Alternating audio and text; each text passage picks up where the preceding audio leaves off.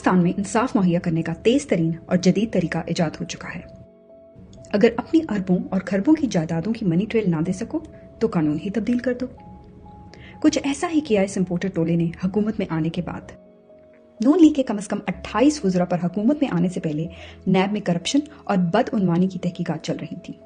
Peoples party के कम से कम 14 वुज़रा पर हुकूमत में आने से पहले नैब में करप्शन और बदउनवानी की तहकीकात चल रही थी। हुकूमत में आने के बाद ऐसा क्या हुआ कि ये सब के सब सुरखुर हो गए? सादिक और अमीन डिक्लेयर होने का ये नया तरीका कहलाता है नैब तरमीम 2022।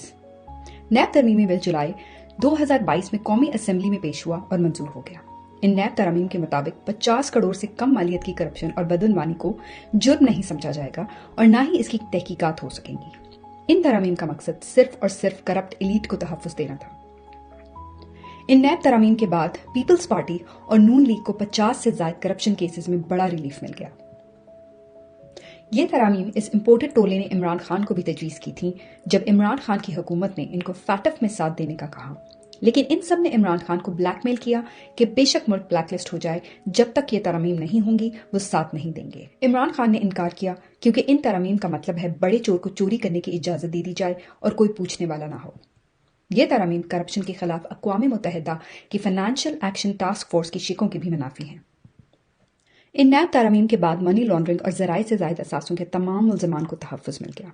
सेक्शन 14 में तब्दीली से मुल्ज़िम के असासों की मनी ट्रेल देने की जिम्मेदारी खत्म कर दी गई, यानी नवाज शरीफ के खिलाफ मुकदमात खत्म हो जाएंगे।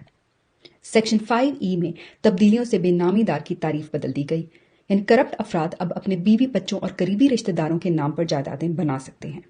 जबकि सेक्शन 5U में तब्दीली से सरकारी ओहदेदारों के साथ मिलकर करप्शन करने वाले आम शहरियों का नाम मुकदमात से खारिज कर दिया गया, यानी मकसूद चपड़ासी जैसे करप्ट लोगों के फ्रंट मैनों और एजेंट्स को तहफ़्फ़ुज़ मिला और उनकी हौसला अफजाई हुई।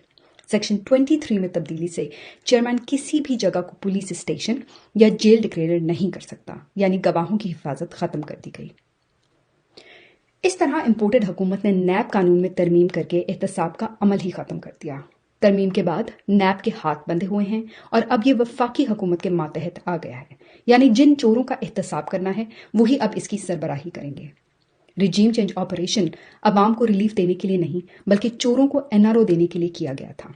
अब कोई भी व्हाइट कॉलर क्राइम के लिए जवाबदेह नहीं होगा। नैब के ज़ेरे तफ्तीश 1200 अरब रुपए में से 1100 अरब रुपए अब नैब के दायरा इख्तियार से ही बाहर होंगे। तारीख उन तमाम लोगों को ना भूलेगी और ना ही माफ़ करेगी जो पाकिस्तान के खिलाफ इस साजिश का हिस्सा बने और जिन्होंने इन चोरों को हमारे मुल्क पर मुसल्लत किया।